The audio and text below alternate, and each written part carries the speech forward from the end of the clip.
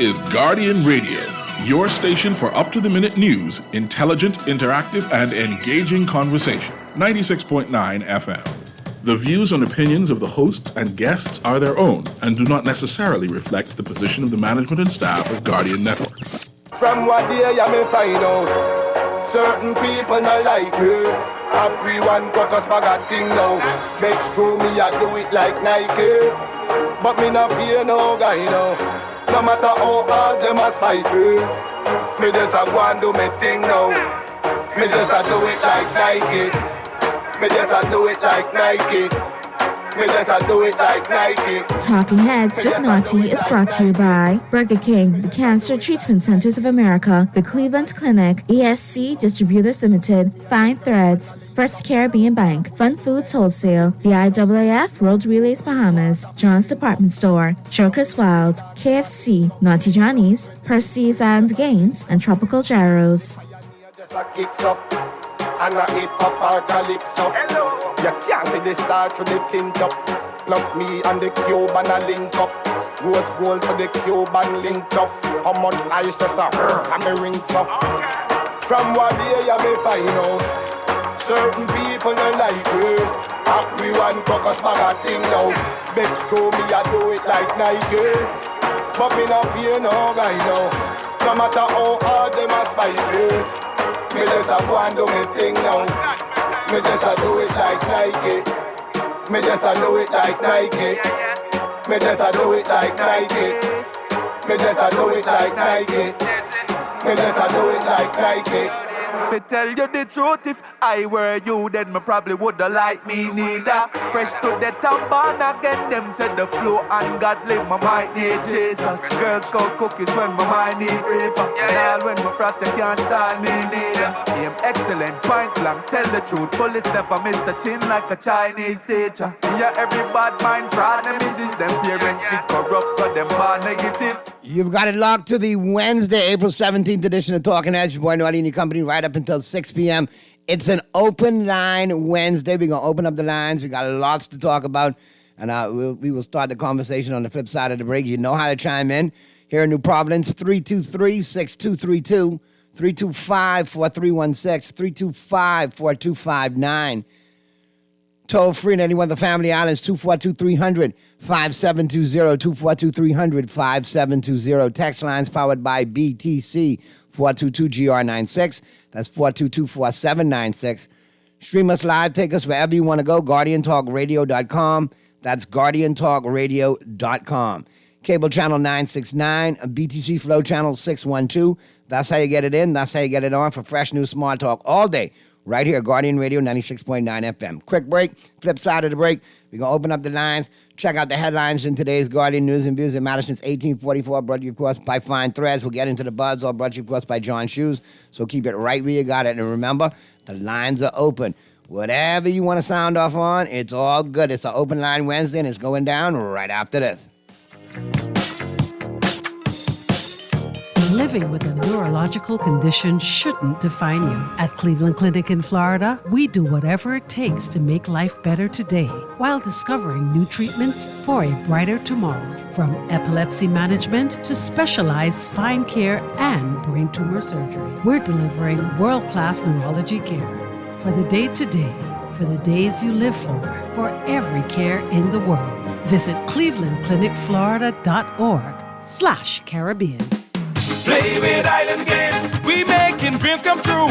Play with Island Games, we paying more out to you. Don't mind the noise in the market, you getting cash in your pocket. 'Cause Island Games is spicy, and spicy is tradition. So when you play Island Games, we putting Bahamians first, guaranteed to pay. Island Games, we like them other jokers. We've been here from the start, from the bike to computer. Island Games, we gonna make your dreams come true. We playing with Island Games. The Grand Bahama News is available every Tuesday in the Nassau Guardian. You can buy your local paper at Freeport Convenience Stores, Western Bakery, DeGregory's Fine Foods, and Bellevue Gifts. Now is the time to reach your Grand Bahama market with affordable packages, including print and digital. Call GB News sales representative Kavandre at 822-6717 or message him on WhatsApp for ad rates. Classified ads are now available every Tuesday as well. Keep up with everything Grand Bahamian every Tuesday in the Nassau Guardian.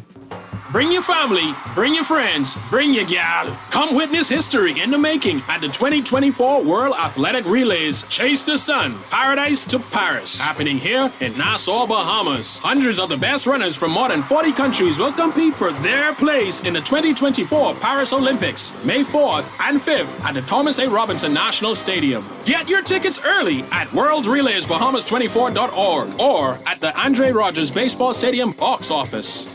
This is Guardian Radio 96.9 FM. Fresh news, smart talk, all day.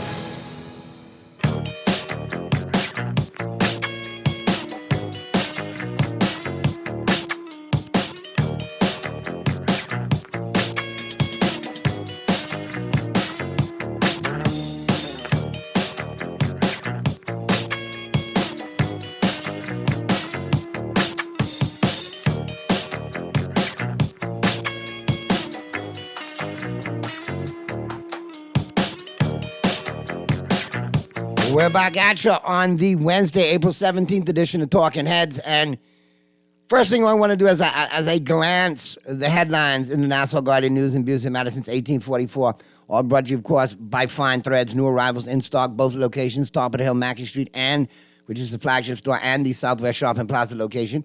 Both of those locations available for you 9 a.m. to 6 p.m. Monday through Saturday. Be sure to check them out online, finethreads.com. Biggest thing that jumped out is yesterday as I got off air. I would have addressed it yesterday had I seen it while I was on air.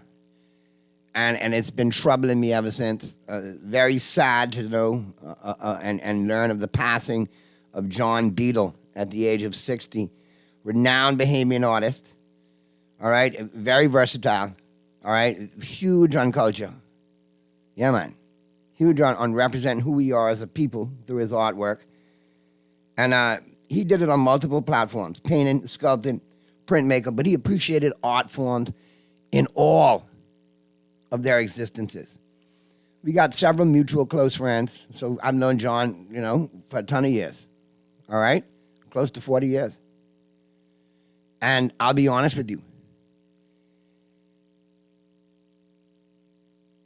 To not see him and then to catch up was just like without missing a beat, like just turning the page, like there was no beats missed.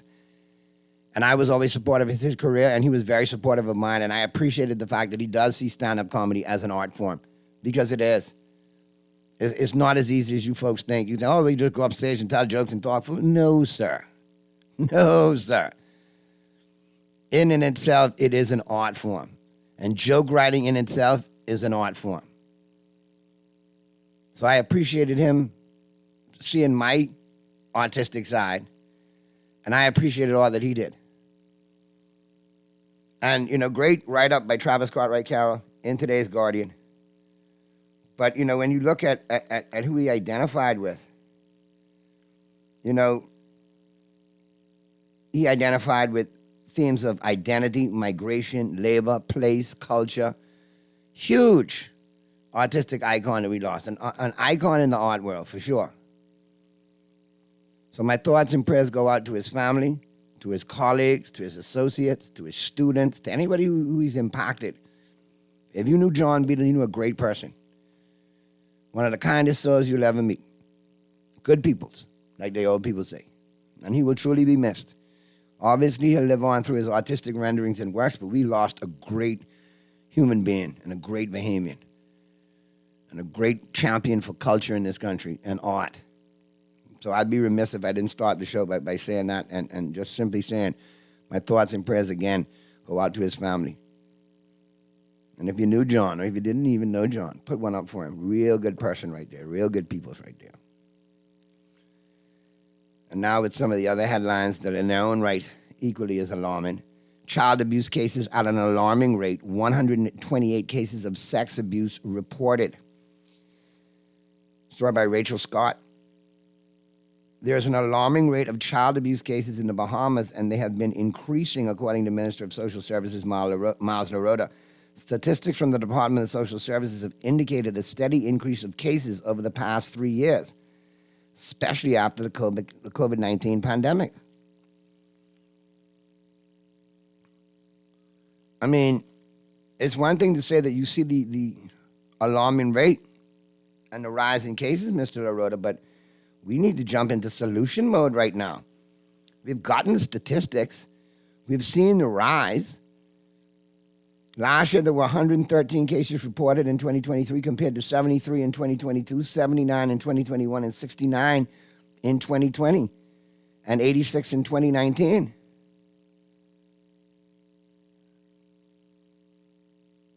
So obviously, yearly, it's an increase.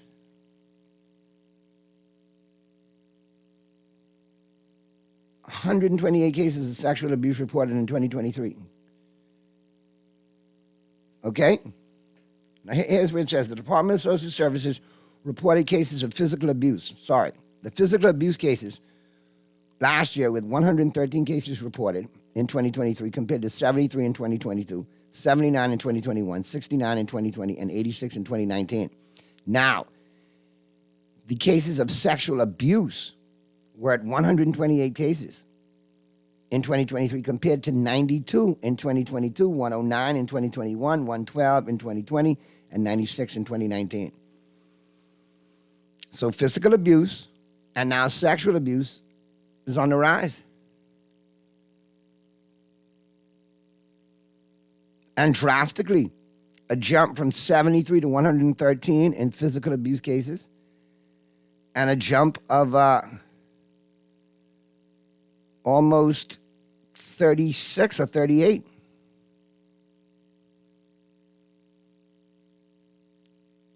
in 2023 in sexual abuse. This is crazy. Have we become this desensitized? Have we been hush-hushing it for so many decades that this has become part of the fabric of who we are? My God. And there's two ends of the spectrum that we do not respect and appreciate in this country: the young and the old.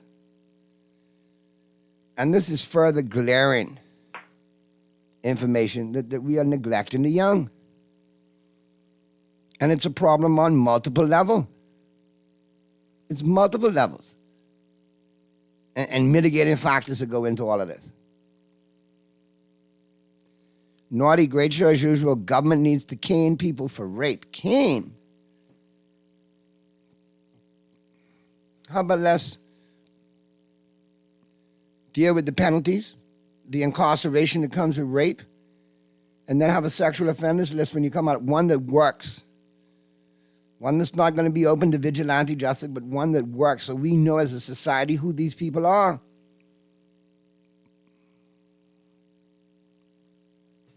That is part of the process of getting it rectified. You need to track the individuals that have committed these cases, these crimes, these heinous crimes, especially the ones against children.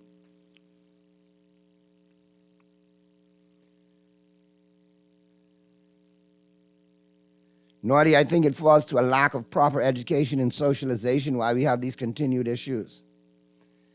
Like I said, Texter, mitigating factors, contributing.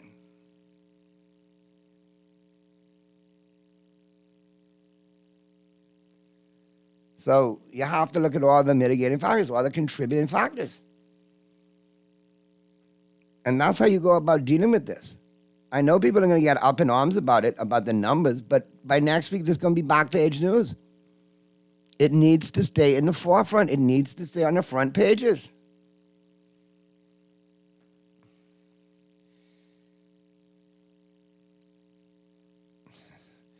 Texter, yeah, you're trying to get me in trouble by reading that one, but I get your point.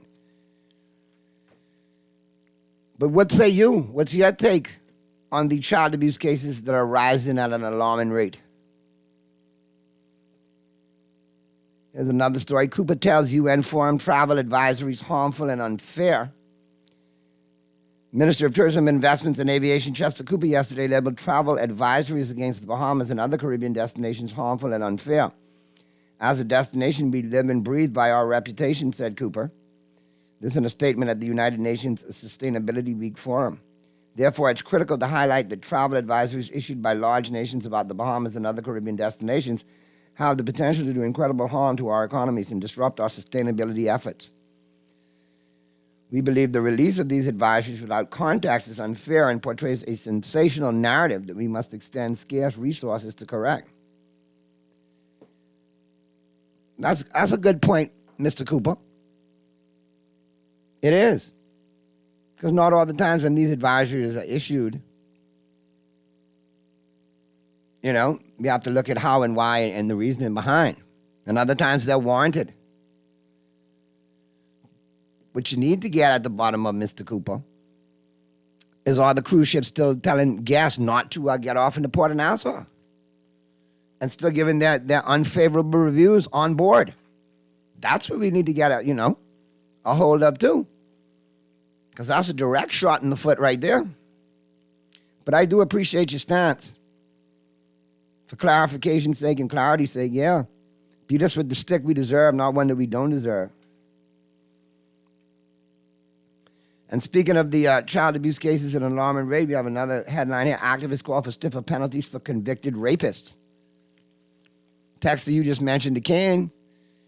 Story by Tanika Thompson. Women's rights activists have called the 11% rise in reported rapes concerning and alarming, adding there should be stiffer penalties for convicted offenders and more awareness campaigns targeting boys and men to reduce this trend. I think there are several social and economic issues that may contribute to it, but there are a lot of people who need help education. They need help education, and they need to be aware of persons' rights to be free and safe in this country, said Marisa Mason-Smith, former president of the Zonta Club of New Providence, when contacted for comment. That's the topic right there that's got to be dealt with. And if you look at the branches of society that are affected by rape, we really need to pump the brakes and get this solved, get this right. Can't let this continue to run wild and rampant. Naughty, what about putting some blame on the lawmakers? They know where to close the loopholes in the law books, and the penalties are very light.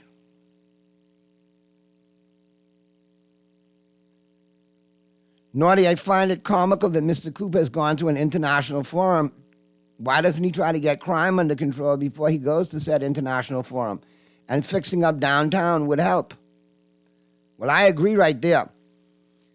I think if this administration wanted to have a great legacy, they should create a partnership between the business owners or the property owners of Bay Street, the portion that now looks like, the Ukraine bombed out and depleted. Not making fun of the Ukraine, and partner with young entrepreneurs to revitalize that portion of Bay Street with a myriad of restaurants, cultural stores, boutiques, restaurants, bars, nightclubs. Make it almost like Fremont Street in Vegas, where they took the old strip, revitalized it, and it has just as much ambiance as the new strip does, but it's totally different, attractions. But people, if you go to Vegas, you will go to the main strip and you'll go to the old strip. And Fremont Street with the light show and so on and so forth is awesome. You get that going like 24 hours. You got ample opportunity for cultural interjections with Junkanoo rushes and so on and so forth. There's a ton you can do there. And you're empowering Bahamians along the way. Because I agree with Purdy and I agree with other folks that I've heard on their shows on this network, my colleagues.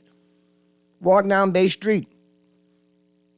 You don't see too many Bahamians on Bay Street in the capacity of ownership. You don't. And we got to go back to that, to making Bahamians part of the process. And part of the economic engine and part of that playing field. Let them have a stake in the game. I know we got Bahamians near the cruise port right now that are happy, But what about outside the cruise port, a couple of streets over?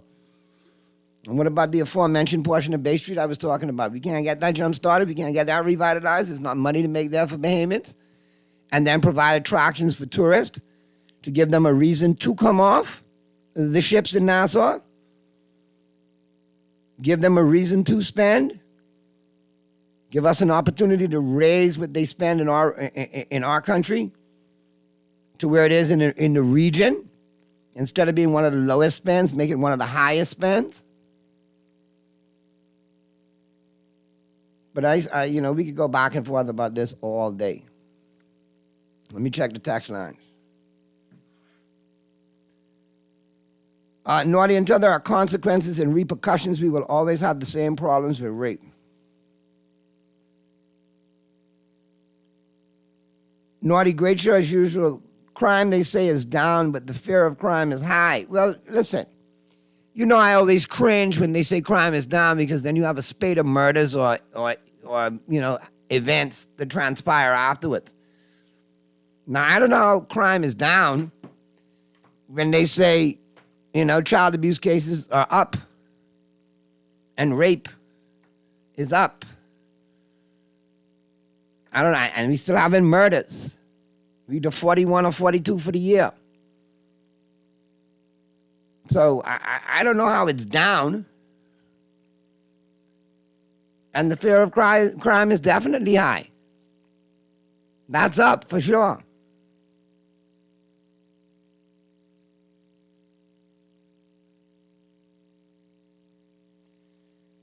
Oh, boy.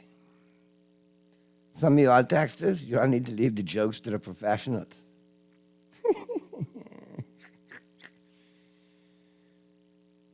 Naughty, it appears rape and murder are not really considered crimes here in the Bahamas. I think they're considered crimes, but the way they go about they deal with them and penalize and punish leaves a lot to be desired. But anyway, let's get to this first break. Well, the second break, actually. Get to the second break. On the flip side of the break, we'll continue the conversation. The lines are open. And we got lots to talk about. If y'all want to chime in on that Grand Bahama situation, you can as well. Now that you have a couple of days to revisit it and see where we're at, feel free to chime on in. Because I'm sure, as I see today, there's some different spins again today. Some from the GP, Grand Bahama Port Authority side, some from the current administration side, some from Bahamians in general. And like I knew it was going to happen, the rumors and allegations and possible fake news is swirling. But all about it. Well, I hear this was going to happen. I hear that's what's going to happen. Well, we got to watch and wait what happened right now. We got to watch it play out.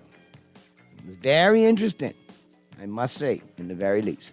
Y'all keep it right where you got it. The Wednesday, April 17th edition of Talking Heads continues right after this.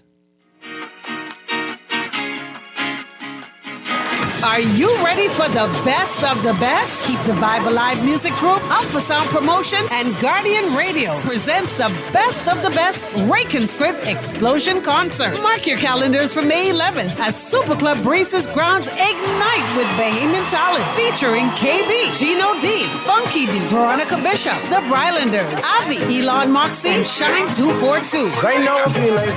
Join the Falcons, Iron Store, Sylvie Pierre, Johnny Cake, Mama D, Nishi LS, Pat Ramis, Stevie S, and Shad Colley and the VIPs for an electrifying night of music and culture. Tickets are flying, so grab yours now. Available online at BahamaZTickets.com or swing by the Beauty Shack on Soldier Road and Carmichael Road. This is the event of the year. The best of the best Rake and Scrape Explosion at Breezes Resorts. Gates open at 6 p.m. Don't miss out on the Bahamian magic.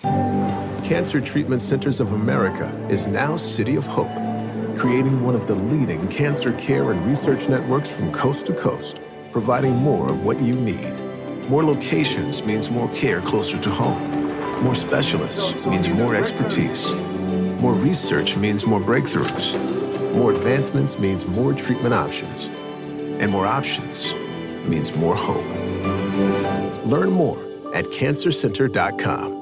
Enjoy the flavors of summer with a mega-sized KFC combo and get a secret code for a chance to win. KFC and Pepsi is giving away daily beach bundles of a KFC bag packed with KFC shades, a bucket of 25 KFC whole wings, and a 2-liter Pepsi, plus a weekly cash prize of $1,000. Whether it's original recipe, spicy, or barbecue, get your favorite KFC combo today and mega-size your summer fun. KFC Nassau, it's mega finger-licking good. John Shoes and Accessories is your one-stop shop for all your footwear needs. You will find what you're looking for among the growing collection of classic and trendy styles with new arrivals every week. John's covers the whole family and has great prices, helpful and friendly customer service. Your experience shopping with us will be time well spent. Shop with us online at www.johnshoes.com. John's also now carries small home appliances. So come on into John's, located on Rosetta Street in Palmdale and Carmichael Road West. John's, we put fashion at your feet. Nice to meet you, Jazz. Tell me a little bit about yourself. Well, I'm an independent 27-year-old manager who wants her own home with her own rules. Sounds good.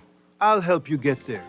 We see you, the go-getter, with big plans, and we've been keeping you in mind. Follow your goal home with a mortgage from CIBC Caribbean, and don't bother about your home insurance, as we'll help with that and more. Visit CIBCFCIB.com/inspired home for more info. Conditions apply. This is Guardian Radio 96.9 FM. Fresh news, smart talk, all day.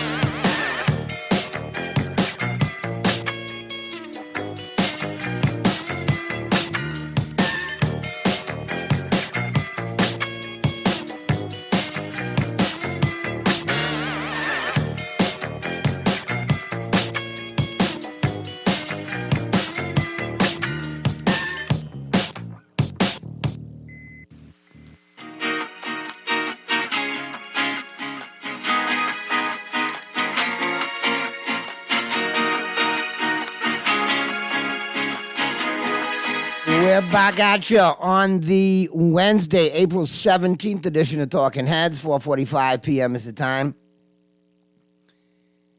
And as we get into the, I'll continue the conversation. I see a lot of back and forth, and now it's becoming politically motivated with a lot of bad BS and a lot of, crazy narratives floating. I think what people have to realize, you have Grand Bahamians that have gone on record on this show and said they have issues with the port. I think the port knows that they have issues they need to rectify. So I don't think folks are defending that, but I think they're defending, at the end of the day, the trickle-down effect that will affect all licensees and Grand Bahamians if certain decisions are made. And furthermore, like anybody living anywhere who's presented a bill, you want to see a detailed, itemized breakdown, but I don't think that's too hard to ask or too much to ask. I think, if this ends up in arbitration, proper arbitrators will ask for a detailed billing and give the Port Authority an opportunity to put it together. So instead of all this spinning the wheels in the mud and finger pointing and bad narratives, let's break down what needs to be done. What's the relevant, pertinent information? Who owes what and what owes who? Make whatever, admissions and concessions you need, but get it rectified and keep it moving. And don't put a dark cloud over Grand Bahama for political reasons.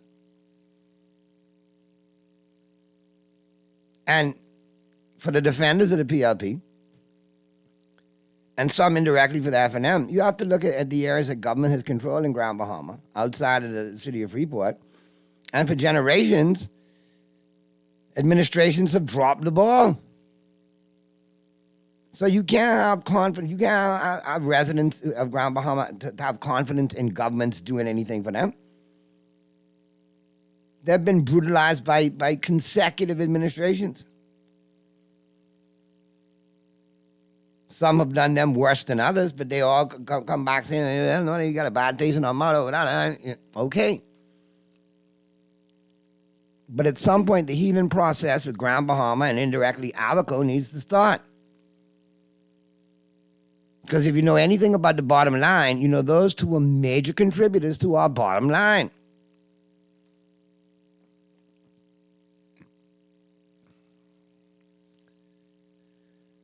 All right, great show as usual, Naughty. I don't want the government to take control of the port because with all due respect, Freeport would be jacked right up. Garbage wouldn't get picked up, the place would smell horrible, and it would be just like how we see certain areas of New Providence. And you know I'm telling the truth. Well, I can agree with you there, Text. I mean, on all my visits to Grand Bahama, I've always noticed how clean Grand Bahama is. Not just the city of Freeport, just in general. And you got some areas, I'm sure, that are not the best, but for the most part, you don't have to see trash and stray animals, so on and so forth, all over Grand Bahama like we do over here. We don't. Let me go to the phone lines real quick. Talking Heads, Guardian Radio, 96.9 FM. Who's this? Talking Heads. Hey, good afternoon. How you doing? Hey, what's going on, Anton? Radio. Just called to give you a few minutes earlier than to you. Yeah, man. I mean, let's go. I mean, it's you one-on-one with the Naughty One today. No guests. Let's go. Yeah, funny thing about it, it seems to be a constant attempt to try and, I guess, Bahamians have a saying where they try to make the claim in many instances governments are deflecting, right? And so I observe a constant deflection in this very simple matter regarding the port, where persons are trying to add in to the consideration of what the government is doing. Look at what's happening in East Grand Bahama and West Grand Bahama, when that does not apply in any way, shape, or form. Okay, let me ask you this question, Anton. What the government is doing. Based on your statement right there, though. The Grand Bahama Port Authority. Let me ask you this question, though, based on your statement right there. If in one breath the government is saying they need the Grand Bahama Port Authority to pay X, Y, and Z, all right, $357 million in arrears. At the same time, there's been a lot of allegations swirling. Now, we don't know how true they are, but this is an indirect play by this administration to gain control of the port. All right, so that would put up some red flags. You know why? Because if I'm in Grand Bahama, and I visit Grand Bahama frequently, I have family in Grand Bahama, so I get around. If I look at the areas that both the F&M and the PLP for a multitude of years have been responsible for, I understand why Grand Bahamians are upset and very leery compared to what they've seen come from the port. And they have issues with the port. But Naughty, that does not apply. That's a simple matter of So if you show me years worth of failures, I'm supposed to believe now overnight you're supposed to get it right this go round. I'm not supposed to have any concerns. I'm saying to you, Naughty, the Bahamas government, and I'm thankful that this particular Bahamas government, because no other has done it, right? Not that they didn't possess the right nor the authority to. They simply didn't exercise it. But this particular prime minister, in his administration, has decided to exercise the authority possessed in them and the right that they have based on the agreement to go after the Grand Bahama Port Authority for funds that is outstanding to the government of the Bahamas. It has undertaken an entire audit exercise. Can we see the audit? Can we see the numbers? I mean, wouldn't you ask, Anton, what if you take your family to dinner, you going to ask for the bill? Or are you going to take my word as I roll up? And the end result... Again, Anton, we all know because you've said it ad nauseum. Other people have said it ad nauseum, pushing the PLP narrative. Yes, they've had a price water. All right, but then put the findings out so everyday Bahamians, especially Grand Bahamians, can see, okay, this is what is owed, this is what is queried. You cannot blindly expect me to. Hold on. A business ain't done where you tell me, hey, you owe me this the figure, and you don't give me no bookkeeping. Business ain't done like that. Who did that, Naughty? So why can't Joe Public see the breakdown? Why can't Joe Public see the finances? I heard it. You said an audit was done by PricewaterhouseCoopers. What you were claiming just now. Because that's a back of the bush business, what you're talking about. No. You're claiming that the Grand Bahama Port Authority, eyes wide shut, is supposed to say, okay, PLP administration, you say we owe you $357 million. Here you go.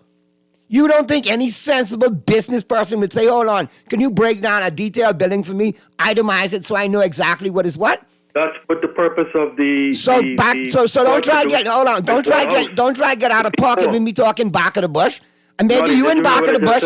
I'm telling you, any sensible business person would have a right to ask that question, Anton. Absolutely, and they've been. So stop making it seem like my point that I'm trying to make is out of sorts. It's very clear. The Port Authority has been furnished with the bill. As a result of the report produced by the independent. And then they turn around and said, we don't owe you anything. About that. What I don't appreciate is the fact that Joe Public and the licensees in Grand Bahama who will be directly affected by this don't have the opportunity to see it. But then that ties back into a Freedom of Information Act that your administration that you defend blindly is alien to. I have another point that I'd like to make on this here, Martinotti, but let me say this. Those who are proponents who were on your show yesterday, who seem to be in direct contact. Folks who live in Grand Bahama and who have a better idea what goes on in Grand Bahama than you do, yes, that's why they're on. Hold on a second, Naughty. Let me say what I'm saying. Okay? Yeah, but Anton, at some point you got to realize this is my show, and you will never take my show over. So don't try to talk over me. Do you think I'm trying to talk over you? Yes, especially when I'm making a point about Grand Bahamians that live in Grand Bahama that actually know in detail and in depth how to live down there, moreover than you, the way of life down there and how the thing go. Yes, that's what I'm saying. Oh, okay. Well, like I'm saying, Naughty. Because you go on information fed to you. You go on information and narratives that you have to put out for your party. But you're not speaking from a Grand Bahamian that lives there. Like I'm trying to say, Naughty. Those who appeared on your show yesterday, Frederick McAlpine, Darren, I don't know his last name, Sarah, I don't know her last name. Those who appear to be Sarah Kirkby. Those who appear to be proponents of the Grand Bahama Port Authority and or who receive information. Excuse me, how could you come in? No, stop. I'm not gonna allow you to do that, Anton. I'm not, okay? What am I doing? I'm not. You're trying to paint a narrative that is false. Okay? What is the narrative I'm painting? You haven't even heard the question. No, you're saying they're proponents of the Grand Bahama Port Authority. Or speaking on... No, they're not. They're Grand Bahamians who sat... With the president or the chairman. Anton, did you not hear yesterday the critiques that they all made against the Grand Bahama Port Authority? It's called being objective, something that you are totally alien to. So let's be honest. I don't see you being objective. I've been trying to put the question for the last 3 minutes. If you would show some respect and allow me to put the question. Right, so put the question without trying to label persons who are on this show and detract from the show. Look, man, I see what you're trying to do. I see right through it. Those who came on your show yesterday. And who will continue to come on my show, whether you like it or not. That they have spoken with the Grand Bahama Port Authority, and they have been informed that it is the government that is the problem as it relates to the government's involvement in the decision making, why billions of dollars in projects cannot come to the fore. Ask them to name the projects. Ask them to name what position the projects are in the pipeline. Okay. And ask them to provide that the area where the Bahamian public can source that information, because that is bull, Naughty. All right, but again, you defended administration that is alien, that is allergic to a Freedom of Information Act. Campaigns on it, refused to implement it, but now you crying for information. Now you crying for information. Why do we not have a Freedom of Information Act? Why did you? That's garbage. What we got. And you're providing false information because we do in fact have a Freedom of Information Act. Okay. No. Stop. So then why was Matt Aubrey? Freedom of Information Act. Anyway, Antoine, I cutting you because guess why? you got verbal diarrhea, and you're talking, for lack of a better word, donkey behind. I guess Matt Aubrey, who was on last week, still mentioning the Freedom of Information Act. Why are he beating that up? Why is ORG still on that? Why is ORG still saying it's not a proper Freedom of Information Act? See, the problem with you, Anton, is use a snake and I'm a mongoose. So I always can call BS on your snake foolishness. When you push in a narrative, mongooses don't deal with snakes, just like alphas don't roll with betas. So consider me Ricky Tikki Tavi when you come with your BS. When you make sense, I'm the first person to say, good point, Anton. In those rare fleeting moments that you show some objectivity. But my God, you can't come here and say that people who are in Grand Bahama aren't in touch with Grand Bahama. And they live there. And you don't.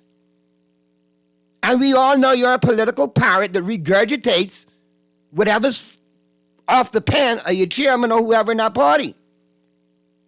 So please, with all due respect, know that certain individuals in this country, sensible, thinking individuals, we maintain the right to call BS when we hear it. Period.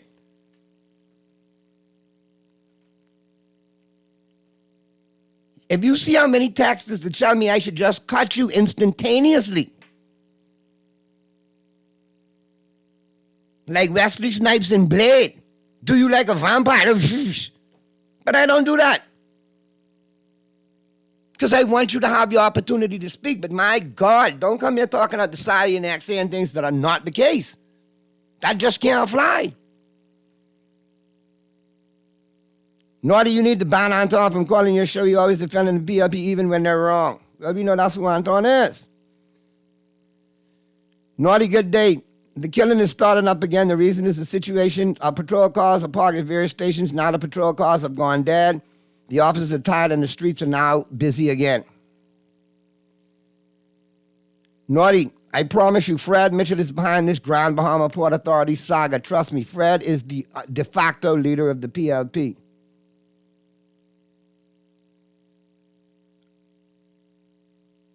The itemized bill has to be presented on an annual basis according to the Act, not aggregated and presented as a gigantic surprise 5 years later. Thank you, Texter. The Act also says the repayment is conditional on the port's ability to pay us per their current annual profit, which makes this accumulated 5-year pay us now bill really ridiculous. Nor do you always give this dude too much time, bro. He's annoying and, in my opinion, stupid. He's on every show campaigning. Put a restriction on him like how you all do Sparky. I honestly say you should trade Sparky for Anton. Banish Anton and bring Sparky back. Sparky, is this you texting?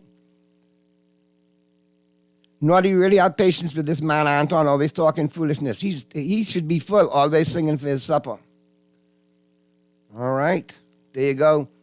Callers, I appreciate you chiming in, but I'm looking at Mr. Producer. We got to get to the news, so we're going to get to the news. Flip side of the news, we'll be in the 5 o'clock hour. We'll be talking sports. Got the whole crew from Regatta going to be in the building, so we'll be talking Regatta. And, all right, Texas, I see you. We'll bring Sparky back. I'll mention it to management again. All right, we'll take a quick break. Flip side of the break. We'll be back at you right here with the Wednesday, April 17th edition of Talking Heads. Don't touch it. This is Guardian Radio, 96.9 FM, Nassau, Bahamas.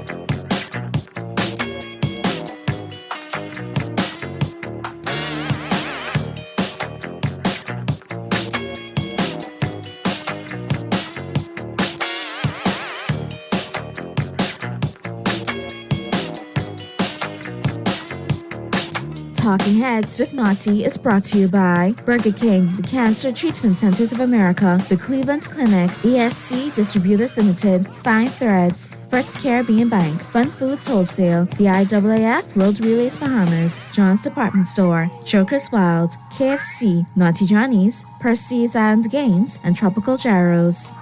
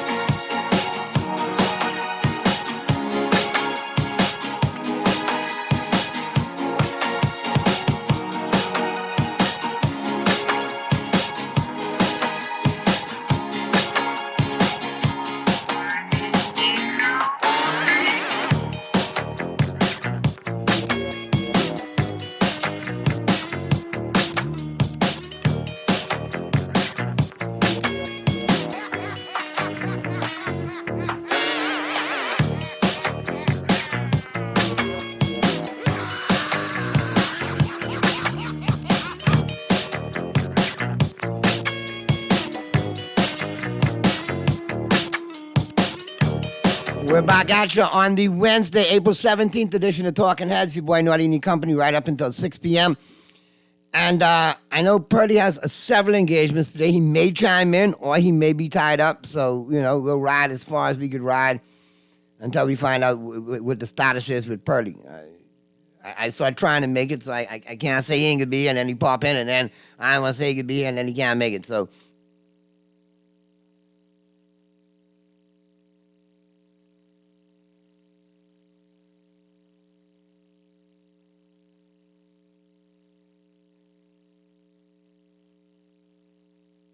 no head. There you go.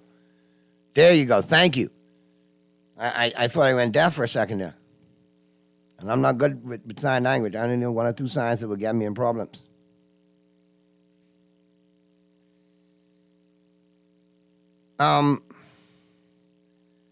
Boy, I tell you.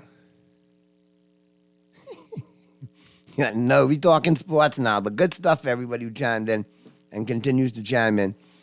But we're going to get into the sports right now. And, of course, as we do each and every day in the sports hour, we get into Today in Sports History, all brought to you, of course, by Naughty Johnny's. Well worth the trip out there to the Old Fort Shopping Plaza. And, hey, it's happy hour, people. It is happy hour. Yes, indeed. Happy hour every Wednesday and Friday, 5 to 7 p.m. right out there at Naughty Johnny's. Great highball specials. Great, appetizers. Great things going on. Give them a call, 377-7776. Well worth the trip out there to the Old Fort Shopping Plaza. And on this day, April 17th, in sports history, 1892, at Sportsman's Park in St. Louis, the first National League game to be played on Sunday took place. The Reds beat the Browns 5-1. 1947, Jackie Robinson of the Brooklyn Dodgers performed the bunt for his first Major League hit. 1967, the U.S. Supreme Court barred Muhammad Ali's request to be blocked from induction into the U.S. Army. 2001, Barry Bonds of the San Francisco Giants hit his 500th home run. 2010, Ubaldo Jimenez threw the first no-hitter in Colorado Rockies history. The Rockies beat the Braves 4-0. Sports quote of the day: the only place where success comes before work is in the dictionary. Vidal Sassoon, famous tennis player, and I think jean designer or hair guru afterwards. Yeah. All right, now with that being said, let's get into the local scene. All brought to you, of course, by Burger King Nassau. And it's a Whopper Wednesday. Oh, yeah, Whopper Wednesday. Get that Whopper fries and soft drink, $5.79, that included, at your favorite Burger King Nassau location. And big story by Sheldon Long in the sports relays held during the same period as a number of conference championships. Top collegians missing off Team Bahamas. 12 Bahamian collegiate stars Terrence Jones, Anthea Charlton, and Wanye McCoy will not be part of the Team Bahamas for the World Athletic Relays 2024 due to collegiate commitments. So that, Texas Tech, Florida, and two great universities represented by our athletes. So we'll see if it has an effect on the teams.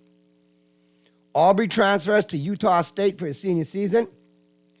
After just 1 year with the Queen's University Charlotte Royals men's basketball team in Charlotte, North Carolina, Bahamian standout collegiate player Dayton Aubrey is moving on, transferring to Utah State University to play his final year in the Mountain West Conference. Both schools compete in National Collegiate Athletic Association NCAA Division I basketball, but due to the NCAA's policy on reclassifying programs, the Royals are not eligible to compete in the tournament until the 2026-2027 season. Now Aubrey will get an opportunity to complete his NCAA eligibility with a trip to the Division I National Tournament. Carifta champions to be a part of the World Relays pregame show. Fans will get a whole lot of them for their money at the World Athletic Relays. The global competition between the various nations for spots on the Olympics. The top 14 teams in each relay discipline will qualify for the Summer Olympic Games from July 26th to August 11th in Paris, France.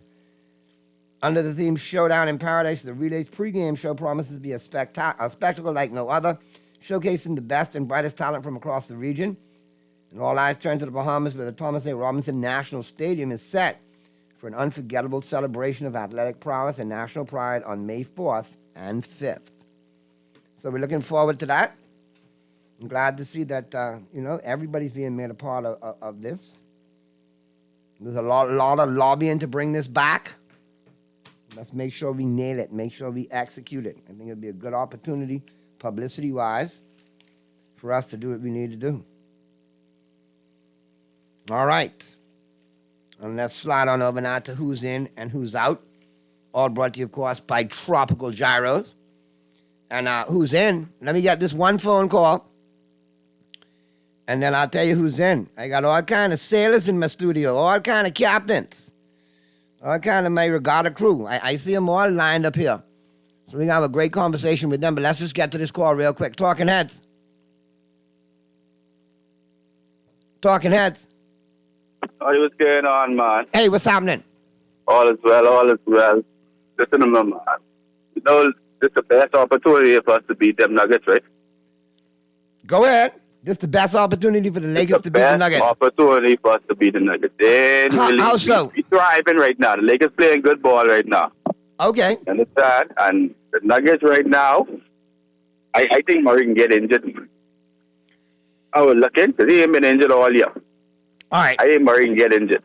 Let me break it down, and I'm gonna break it down as objective as I can. All right, and this is Naughty, the Laker, the longtime Laker, all by myself in studio. No pressure from Pearly, no pressure from nobody else. It's the longtime Laker. Take all of my distaste and my disgust for LeBron being in LA and all of that. We know that. All right. Put that on the side. Because what I said about his existence in LA, every day is coming closer and closer to making me say I told you so. So I worried about that. I got the same sentiments as you. Go ahead. As far as the Lakers go right now, if we would have got that first round matchup against Oklahoma City, I think we could have done some damage. Or if we would have played the Timberwolves, I think we could have done some damage. Denver has our number. And I'll tell you something else. You got somebody, you mentioned, I think Murray could be injured. Listen, there's three key players off that bench. Well, off that bench, but three key players in that rotation that aren't the superstars, but they are integral parts to that Denver Nugget offense and defense. And I don't think the Lakers have an answer for them. And I'll tell you who they are. Jokic and AD, they will go at each other. Even though Jokic gets the better of AD from time to time, they can cross each other out. LeBron, depending on which LeBron show up, he can get his. But now, do we have the same D'Angelo Russell show up that absolutely disappeared against the Nuggets last season? That's the key. That's number one.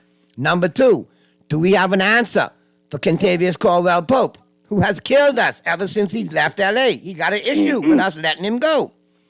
Right. Then you got Aaron Gordon. And I don't want to hear Jackson Hayes could cover Aaron Gordon. Jackson Hayes cannot stop Aaron Gordon's defense and assists. He might be able to shut him down and make it difficult for him scoring-wise. But as far as defense goes, Jackson Hayes can't alter who Aaron Gordon plays defense on. And I feel they could throw Aaron Gordon at LeBron. You realize they bench ain't as deep as they was last year. That bench ain't as deep as it was last year, but they have somebody who I've been talking about on this show from when I was on Shirley Street and now here. And I said, when the back gets right, he's a huge difference maker for the Nuggets, and he puts them over the top. And I'm not talking about Murray. I'm talking about Michael Porter Jr. Oh, yeah, man. That's awesome right there. So when you look at all of that, and you look at what we got, yes, we played the Nuggets tight last year. But again, I look at the squads. We're missing Vanderbilt. Okay? Yeah. Defensively, we're not as good as we were last year. And what predicated that run to the Western Conference Finals that we made last year was defense. You're correct. And it's clear we ain't playing no defense because we was up 18 last night and almost lost the game. That's right. Right. So I say this to say that. Worst case scenario, Nuggets in 5. I got more faith in them, man, this year, man. Well, considering we got swept last year, I say we get a game 2 at the best, but the Nuggets win the series. 4-2, 4-1. But like you say, that Porter, he can't miss against us, man. When he play us, he have a hard on for us, man. He can't miss nothing. And we don't have anybody who can match up with him if he gets hot. No, because we have the Vanderbilt in there. Correct.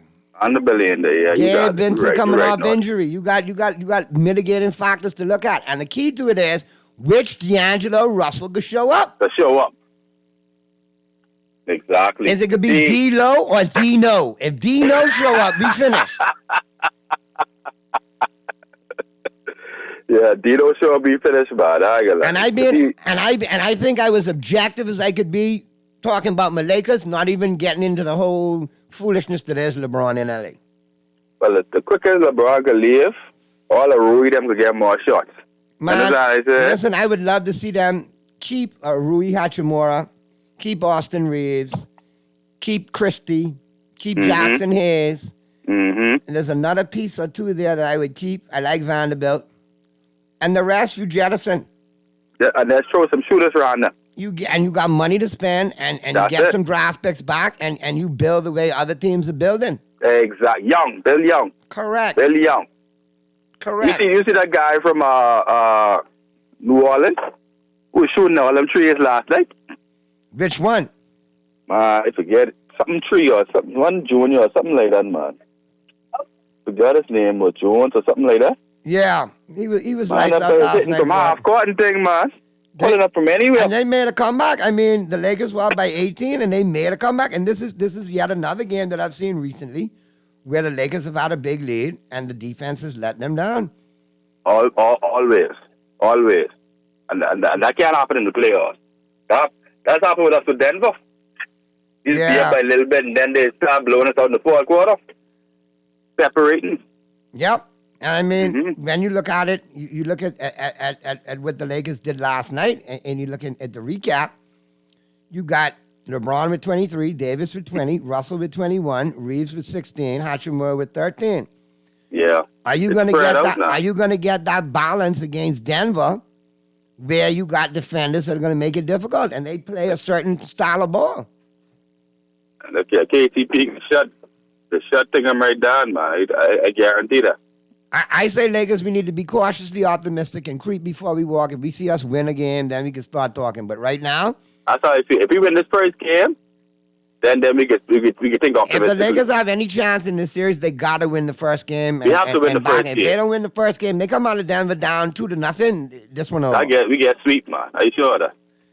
All right, brother. I got my Regatta crew in here. Good to talk to you, man. But I got to take a break. See you tomorrow. Yes, sir, my brother. Be safe. All right, we'll take a quick break, and on the flip side of the break, we'll be talking with our crew. We got several captains in studio. We got a big regatta coming up this weekend. I believe it's Exuma, right? Exuma Regatta this weekend. Ha-ha! So you know. I know you're getting some bonefish brought back for me for sure.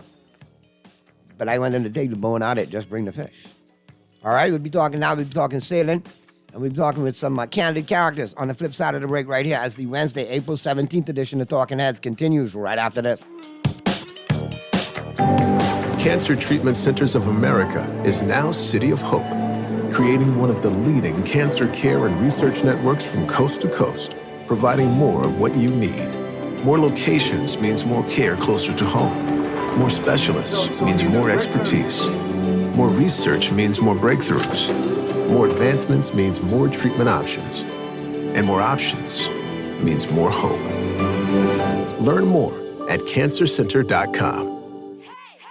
Made exactly the way they should be by someone with chicken in their name. The new Kentucky Chicken Sandwiches feature a quarter-pound of all-white meat, triple-breaded, spicy chicken breast filet on a freshly toasted buttery brioche bun. With your choice of lettuce, tomato, bacon, thick-cut pickles, and the perfect amount of Colonel's real mayo or spicy sauce. Every chicken sandwich is freshly prepared and piping hot. Kentucky Fried Chicken Sandwiches, the only chicken sandwiches that are finger-licking good. The excitement, the fierce competition, the entertainment. On May 4th and 5th, our Bahamian athletes will compete with hundreds of the best from around the world to secure their spot in the Paris Olympics. Gardner takes the title. Come witness history as our athletes chase the sun from paradise to Paris at the 2024 World Athletic Relays. May 4th and 5th at the Thomas A. Robinson National Stadium. Get your tickets now at worldrelaysbahamas24.org or at the Andre Rogers Baseball Stadium box office. All those loans I had were so overwhelming. Fidelity's debt consolidation loan combined all my loan payments into one easy payment with a built-in savings plan that pays me unbeatable interest. It's time to make that move to Fidelity. Call 356-7764. Fidelity, we're good for you. Make Mother's Day one to remember with a delightful Mother's Day brunch valued at $300 courtesy of Haagen-Dazs and Fun Foods Wholesale. It's simple. Just head over to Lickety Split or Super Value locations and purchase a pint of your favorite Haagen-Dazs ice cream for just $8.99. After purchasing, don't forget to write your full name and number on the back of your receipt and drop it into any entry box at the store. You're now in the running for our grand prize drawing, taking place on May 10th. Hurry, this offer ends soon. Happy Mother's Day from Haagen-Dazs. Promotion ends May 8th. This is Guardian Radio 96.9 FM. Fresh news, smart talk, all day.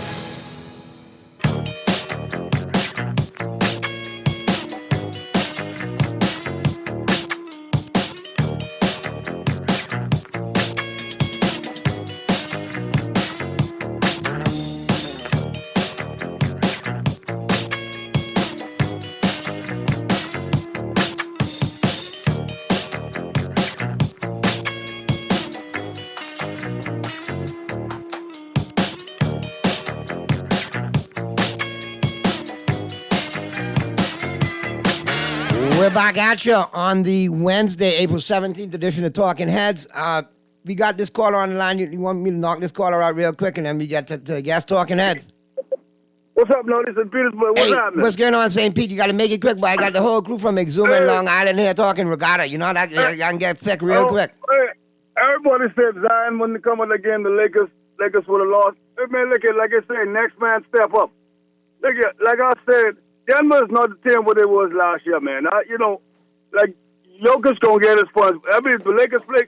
I done tell you, St. Pete. That's what I say, and I said Laker. Nuggets in 6 tops. If the Lakers play defense, I believe.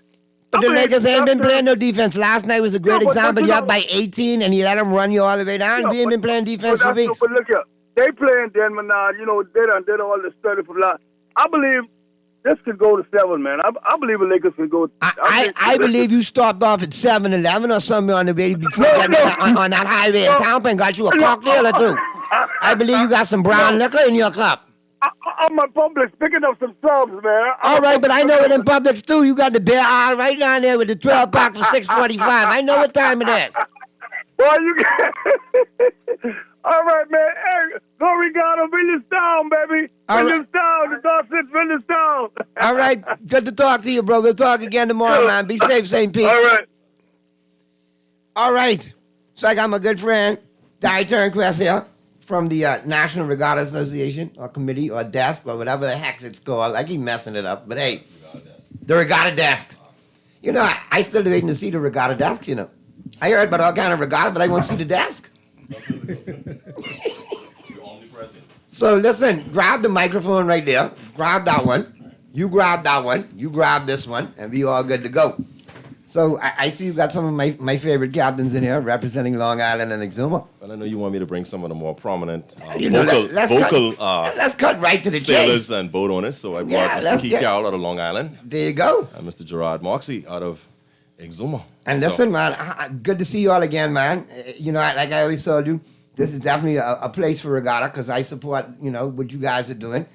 And I also like the smack talk back and forth. It's a good filler, you know. Good filler in the dead season, you know. Football draft ain't here yet. Lakers ain't, you know, the playoffs coming up. Baseball just on the way. So this good stuff. Just get you like in good mid-season football form with the smack talking. Yeah, sure. And I got people calling me through the weeks. Y'all, last time y'all in, I still have a strong contingent of Long Island callers and Exuma callers are calling every day representing and talk smack back and forth. So I'm really anticipating a great event coming up next week. Well, that's what we want. Yep. Most definitely. Y'all stop playing cute. Y'all give me what y'all supposed to give me. I know y'all don't have no manners when it comes to this now. Well, who could kick the bejesus out of the next one? That's what I want to know. Well, we right now is a stiff competition between Black Point and Long Island. Now, listen here. You know I got some sheep running France, right? Yeah, don't worry about they that. done tell me on the baseball field. No, listen, I won that too. But they tell me in the barbershop code, say the protege from Long Island, he could win again. Well, I'm Naughty. You're talking to the two-time National Family Island champion right there, back to back. There you go. And we going there for a three-peat. Uh-huh. So we get these fellas, see this guy coming in? Oh, Lord. We get these guys, can't sleep specialist one there. Chucky, he can't sleep. Gerard ain't like them. But they can't sleep. All they sleep, eat, and dream is the legend. What we can do to the legend. I even the bonefish can't sleep in Exuma. Everybody want the legend. You know a fella named Pat Smith? Yeah. He ain't sleeping the last 3 weeks. What? He ain't sleeping the last 3 weeks. All he trying to figure out how he can beat the legend. Nah, you listen here. How y'all can beat the legend? We're not even worrying about the legend. The legend is the third boat in his own hometown. Say what you say. So he's a legend in his own mind. He might be the two-time defending champ, come on this radio station, but he drunk? had help getting himself there. But anyhow, we'll save that for another You come on time. this radio station drunk, what you talking about? Oh man, I had a drink yet, but you know, you stick around long enough, you'll figure it out. Well, we go into the sailing headquarters after this. I know some cocktails could be where there. this show should have been originally aired. But anyhow, you know, this guy, Mr. Carroll, he have the nerve to sit down here and talk about what he's gonna do and what they're gonna do in this. He's a two-time champion. What you want me to say? He had the opportunity to come here, Nassau, in December to the biggest race in Nassau. He decided to sit it out because there was one boat in particular, and that boat totally destroyed the two Long Island boats that were there. Naughty to talk on the town now. The government can stop the legend from sailing. What? Speaking of everything. So I tell the fellas, you all take a break. So you were a national security risk. That's how many people boats you beat. I tell them, stay in Long Island, because what I hear now ain't sound too good. Stay in Long Island, tell the National Family Island Regatta. Don't come. Because if you come and you win, but you know I always want them to win. And I don't give nobody breaks. And if you come and you win, then they might want to sail no more. Because plenty boats, when you beat them too bad, they stop them sailing. I don't want to happen to the legend. So we didn't come. Silent partner, she happens to win, and they're going crazy from that. So you mean to tell me now? You mean to tell me all these calls I've been getting out of Exuma, how bad the silent partner is? The legend wasn't even in the race? No. She chicken out. You understand? And ask him who got the most fans in Black Way. They ain't gonna tell you Who that. got the most fans in Black Way? Ask the Chucky Newline. Silent partner. Well, he spoke that quite naturally. I mean, I don't think there's any doubt right there. In Georgetown last year, we had some issues, so we wasn't doing too well. So some of our fans went on his speedboat, and they were pulling for him, so that get his head. But that's only drinking his cocktails and eating his tongue salad. That's all. But they back home now. I know. But Chucky, I have cheerleaders for my boat. You have cheerleaders? Yeah. Now I really got to put. I'm there from Black Point. You like my Cowboys, man. You got cheerleaders. But we have a cheer squad. We have a dancing team. We have. Hold on. I thought this was sailing though. Why this sound like an NFL game? No, we have. While we out on the sea, we have chase boats. That goes behind each of the boat that they support. and we make it a competition even doing that. That's how Boy, competitive like these that, guys so you are. mean to tell me y'all got dancers and all we kind of have- stuff? But Nutty, This sounded like a tailgate party to a NASCAR Yeah. event. Now you got me excited. The legend is are numbered. He could count his blessings on that the championship would be gone for him by Saturday next weekend. Saturday gone. Saturday it's gone. That went over. He could count his blessings. Hey, the Saturday part is everything right might be over Wednesday evening. What? In Georgetown, how bad we could beat them? No man. You mean so you They may come on Thursday morning. So you mean from Wednesday you're going to put it on him from Wednesday? What? That's the Prime Minister Cup. You know what is a rocket? That's the Prime Minister Cup. You want to win that cup now? Yeah, we can win that. That might grow wings and take off. You Yeah, never gonna get the hold of it. It might fly away. We can win that. But We win everything. Georgetown will be the stiffest competition that Georgetown has ever seen from regatta come around. Well, I'm hearing that. I mean, we've had folks been calling in, like Pearlie and myself, like for the last couple of weeks, like regatta is really a hot topic of conversation. So Yeah, the we're A-class glad is to hear it. We're glad to know that it's taken off because it's a great sport. This one will definitely be one of the biggest ones they had in the past 15 years, especially in the E class. This could be the first regatta that Long Island gonna have a boat in every race.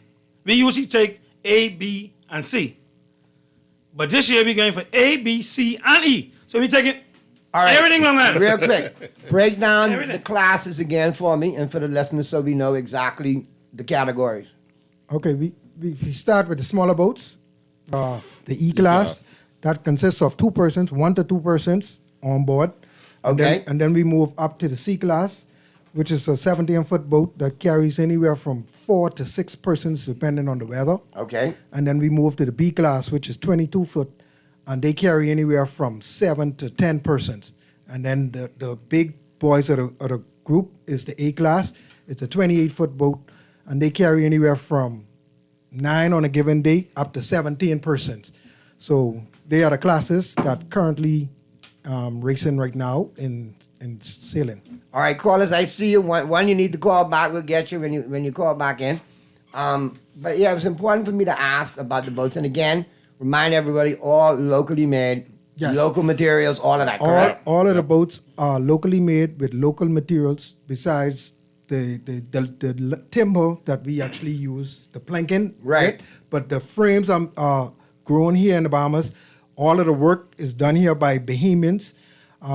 Most of the work, we have to give it to Mr. Mark Knowles out of Long Island. That's the best thing they got going right now. So we call him the Wood Doctor. Wood Doctor. Oh, the Wood Doctor. Yes. And boy, as a comedian, I can have fun with that name right there, but the Wood Doctor, my God. Yeah. So anything you need when it comes to these boats, that's the first person everybody calls. So, he gets it together, and he's efficient. And all right, let's go to the phone lines because we got a couple of calls here. Talking Heads. Yes, good afternoon. Afternoon. How are you, sir? How are you, Prophet? I am good. I told him you was going to call in now, so go ahead, represent for Exuma. I know you go. Black Point is in the building. What you got? Yes, sir. Good afternoon to all my colleagues. Hey, good afternoon. Hey, Perry, what's up? And I want to correct my good friend and coach, one of the best coach. I think his history is a little bit distorted. I am representing the world famous Tidal Wave, who have more wins in any Class A that was built in the Commonwealth of the Bahamas. Unlike the Lakers, she have 18 wins, 18 rings, and no one close to matching these rings. So she's the only Class A, I'm giving the history. Dr. P, please. She's the only Class A that won 5 times in a row. No. What year that was? 5 times in a row. What year that was, man?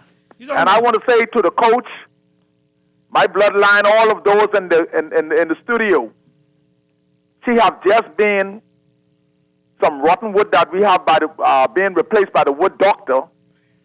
She will add. Hold on. So the doctor works on your wood then. Okay. Who you say? Work on that? She will add. I say, Perry, answer my question. Who? She will. The Wood Doctor replace some rotten wood that we had. From Long Island? You mean the fellow from Long Island? He is a man that worked for anyone. I asked you where he from. He was born in Mangrove Bush, Long Island. Oh, okay. No and he is the most qualified. No further questions. The most qualified person to do the work. Okay. But I want all of my colleagues and my brothers respect champion who have 17 rings and will add to it. So until then, sit small until your name is called. Well, outside of all right, Prophet, but I never knew you had 17 rings, but you like the Celtics and Lakers up in this piece, man. Dr. V. That is Prophet who always See, calls Dr. and V. represents. I think he's one of the most passionate callers about sailing and regatta in this country, though. And hardcore Exuma fan. Die Tidal Wave. Yeah, he's a Tidal Wave fan from birth. But in all fairness, isn't Tidal Wave one of the legendary boats that Oh, that but are yes, there it pieces is of the- eight, yes. the Tidal Wave, and then we had the Tangeray that was kind of famous too. Yeah, but Tidal Wave, she was famous. But Tidal Wave was very good, but you can't deny She is the most famous boat Yeah, of there. she Most is fans. by far. Yeah. By far. You can't hide from that. You can't get away from that. I remember my late grandpa Cam Thompson even used to talk about the But Tidal Wave. they don't know the last time they win a race, though. They can't recall. Yeah, but that's like Dallas Cowboys. It don't matter when you won it; it's just you won it. You know. I'm not a Tidal Wave fan, but the last time they won a race was actually in your hometown. Yeah. When They swept you four straight. They swept you four straight. Hold on. They put you coach. What she did to them in Long Island caused them to rebuild. He mentioned this rebuild earlier. That's why they call it the legendary. The legend of that cut skin was so legendary they had to rebuild. Wow. Dr. B smiling right now. Dr. B. Yeah, I got put I you back there. don't deny that, you know. Well, what the legend did to y'all in the last couple years, everybody, how much y'all, they don't change but 3 months. How much sales y'all make? Never. Stefano can't speak for like Let me stop you right there. Let me stop you right there because people may start to believe Coach, Oh you. my Jesus. Coach, when we get the silent partner was down and limbo. I understand all that. Within 1 year, one calendar year, Chucky, you right now, you don't even look like Chucky. But guys, I know you guys will be on next week right before the regatta. We'll chop it up again before y'all head down. But Ain't no listen, pressure. or actually we'll talk to you from down there. But Chucky, you ain't look too good. a couple of things I need to get out there because I got some folks texting. Give us the rundown again, the dates that it's going down. All right? And again, I had a text to say, Naughty, did they forget the D class or will there be a D class? No, the D class was discontinued about 7-8 years ago. Yeah.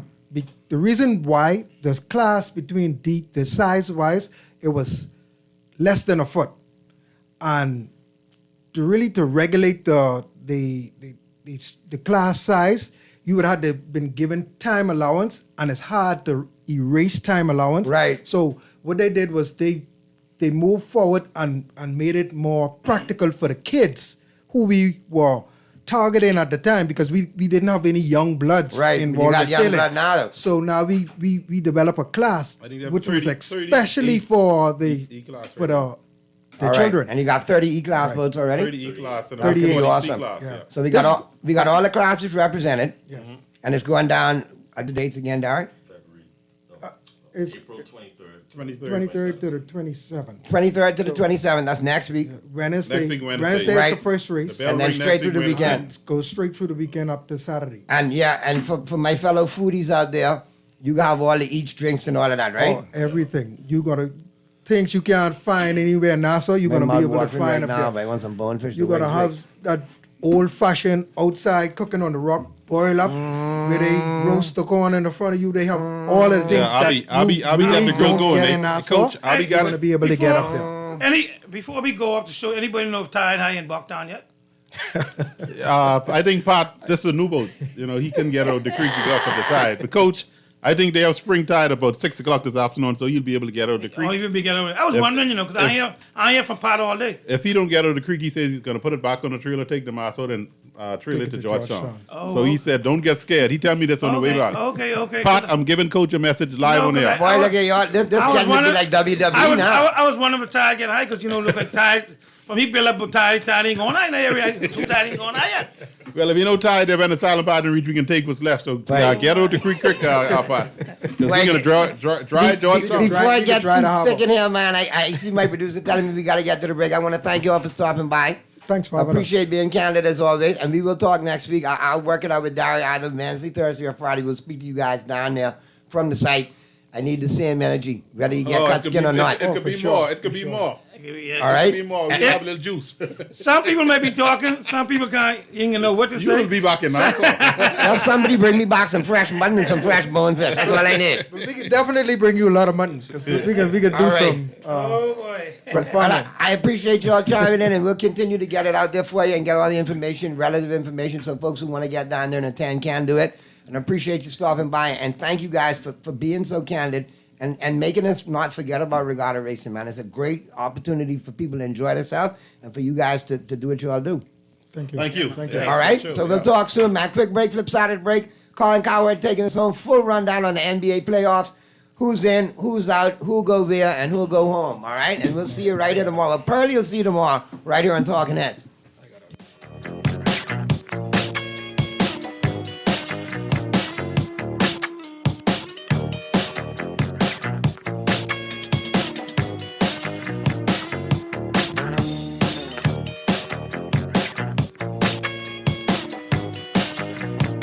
Maybe it's time to explore your options. There's no harm in reviewing your mortgage arrangement and considering a better deal. CIBC Caribbean can help you narrow your search and decide. Switch your mortgage to CIBC Caribbean and enjoy a special interest rate and help towards your switching cost. Visit CIBCFCIB.com/inspired home for more information. Conditions apply.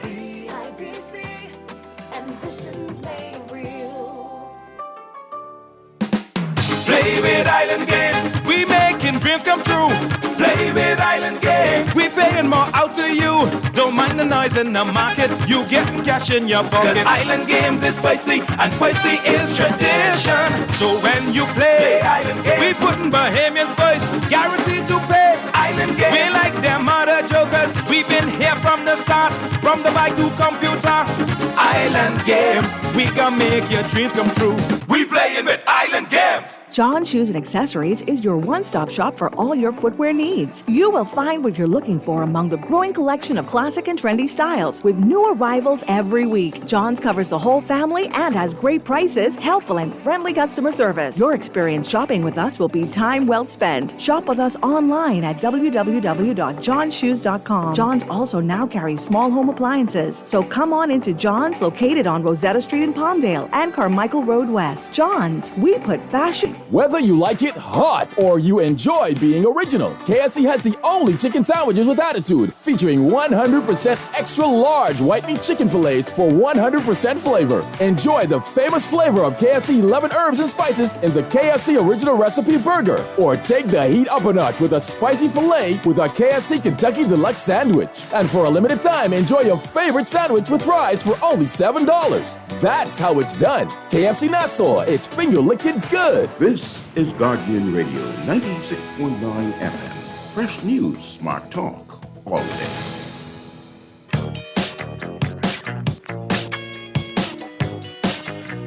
Let's bring in Chris Mannix, senior writer, Sports Illustrated. You tell me. I mean, it doesn't feel like a run-it-back roster. They also have the kid they drafted from Santa Clara Pods, who's got tons of energy. He's not quite the refined product, but he's a good player, high energy, great motor. Your takeaway on Klay Thompson, what happens?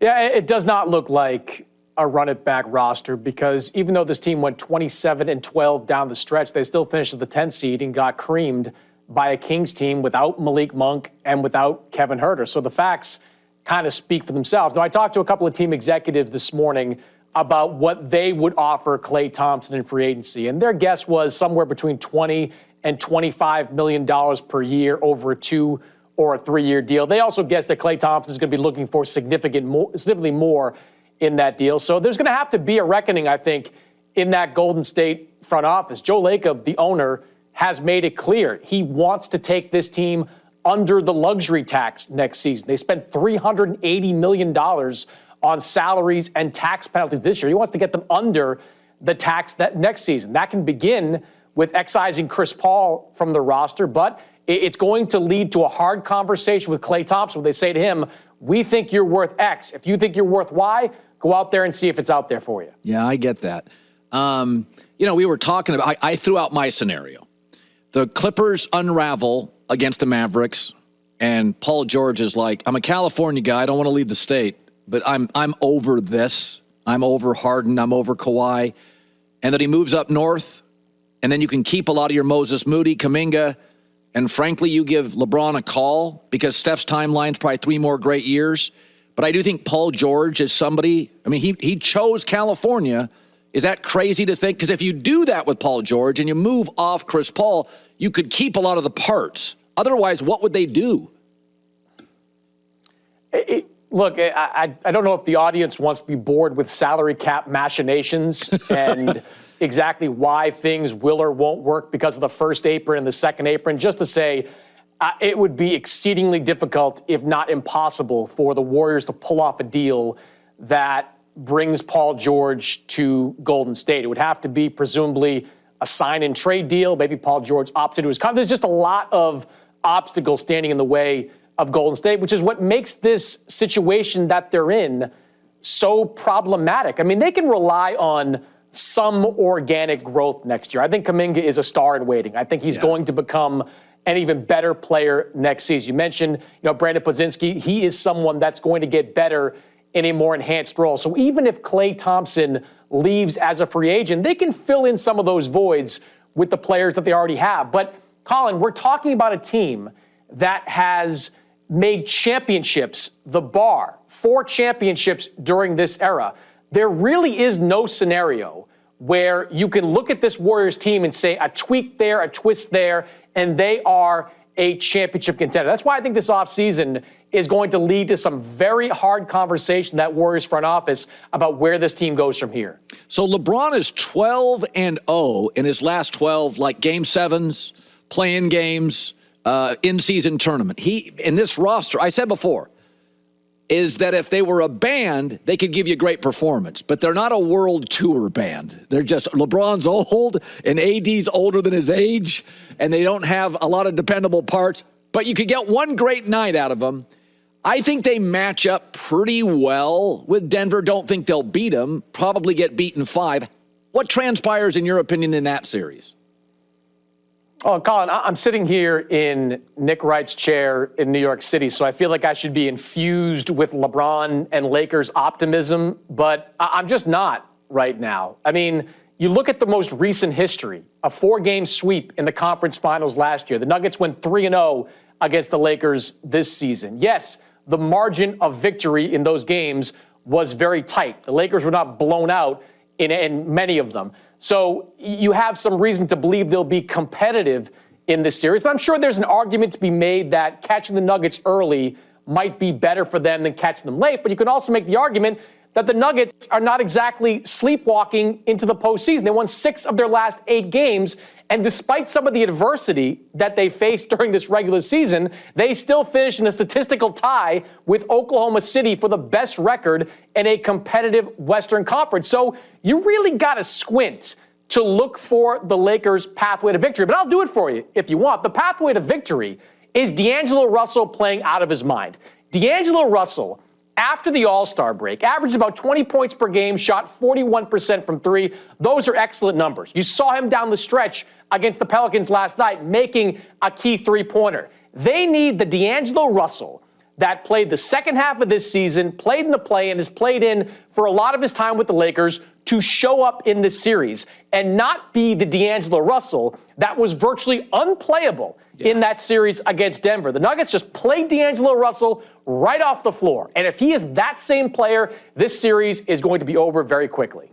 So let's go to the East. Miami and Philly play. Boston will be favored over both. But I would rather face Philly, even though I'd have to face Embiid. I don't want to face Spoelstra, Butler. I'd like to get out of that. There are these weird teams in sports that just rise, and they're just a pain. I don't want to face Spoelstra, Jimmy Bam. I don't want to. But as somebody that covers the Celtics, are either of those teams capable of pushing Boston and making them a little uncomfortable? Yeah, I think Miami is the team the Celtics would most likely like to avoid, even though the Heat are probably a weaker version of the team we saw last year. They're still Miami. They're still brilliantly coached. They've still got a great closer in Jimmy Butler. And Celtics, historically, at least over the last 10 years, have really played well against the 76ers. Al Horford plays really well against Joel Embiid. So that's probably the matchup that they would prefer in the first round. But any first-round matchup for the Celtics right now is a little bit concerning because the Celtics, they haven't played like a meaningful game since Ash Wednesday. I mean, they have been basically just sleepwalking through the last month and a half of the regular season. I was at the game last week against the Knicks, a meaningful game kind of for both teams. The Celtics suited up their starters, the Knicks suited up their best players, and the Knicks just kicked the crap out of them. So the question of whether or not the Celtics are going to be sharp, having another week off, having not played meaningful games in a while, going up against a potentially sharp or focused Miami or Philadelphia team, that is a cause for concern early in that series. Watch that game one for the Boston Celtics. If they lose that game, there are going to be some alarm bells going off in Boston. So sometimes this happens, Chris, where a story is better than a team. And I think that's the Knicks. Julius Randle gets hurt. More of the offense runs through Brunson, and he's terrific. He's the best quarterback in New York, including Aaron Rodgers and Daniel Jones. I love him. Outside of Ewing, I think he's my favorite, Knicks guy since maybe, I don't know, Allen Houston or Walt Frazier, whatever. But I think the story is better than reality. When he's off the floor, it's not a highly functional offense, and I think they're going to get doused in the first round. And then I think they're going to go big game hunting, Karl Anthony Towns, something like that. Give me your thoughts on the Knicks, the future, the now. There's not enough offense here to me to win a playoff series, is there? I think there's enough offense to win a first-round series. Is there enough offense to beat a Milwaukee team in the second round? Is there enough offense to beat the Celtics in the conference finals? That's very much an open question. Look, I had many questions about the Knicks even before this Julius Randle injury, because the history of the Knicks stars in the near playoff past has not been very good. Julius Randle has been great during the regular season. The Knicks have made the playoffs. He has been categorically awful in the postseasons. Now, Jalen Brunson wasn't bad in the playoffs last year, but you look at the three-point numbers, he shot better than 40% in the regular season. He was around low 30s during the postseason. That's not going to get it done in a postseason series. So when you go up against teams that have good defensive players and good defensive coaches, and they're able to dig into one team with one really serious option, that's going to make a Knicks deep playoff run, I think, really problematic. All right, you're an MVP voter. I would go Luka, Jokic, SGA, Jalen Brunson, maybe a 4, I don't know. But I could argue both, but I do think Luka really taking Kyrie to a place LeBron did where basketball trumps everything, I think it's substantial. Because I think if you look at LeBron, Kyrie in Boston, Kyrie in Brooklyn, Kyrie pre-LeBron in Cleveland, it's not the talent. It's, there's stuff. And I think Luka's solved it. And that to me, if there's a tiebreaker, I think that's substantial. What was your vote? I like that normalizing Kyrie is kind of a criteria for winning MVP. Not that I necessarily disagree with it. I mean, it clearly works between Kyrie and Luka Doncic, but I use other criterias there, Carl. I mean, look, it was incredibly close between Jokic, Luka, and SGA, but Shai Gilgeous-Alexander got my MVP vote this year because, look, he took over and is the leader of the youngest team in the NBA and the youngest team to ever win the number 1 overall seed. This was a player that last year was on a team that was a lottery team, takes them all the way to the number 1 seed, put up the kind of statistics offensively that we have not seen since Michael Jordan's best seasons, since Steph Curry's MVP seasons. And one of the more important differentiators that I used for Shai Gilgeous-Alexander is that he is a two-way player. He's top 10, top 12 in defensive win shares. You got to go a little bit further down to find Nikola Jokic, and way further down to find Luka Doncic, who is not a better than average defensive player. So all three of these guys put up great numbers, but Shai's team success on a team that was nowhere last year, and the fact that I think he's the best two-way player of the bunch, that gave him a slight edge on my ballot. I like it. How about that, J-Mac? I like that. Listen, it's close. It's inches. The argument, value is what are you doing It's not a stat. If it's just scoring, Luka's going to win a lot. So Jokic, I would make this argument, Chris, that once you win the championship, it's different. You don't have that pressure.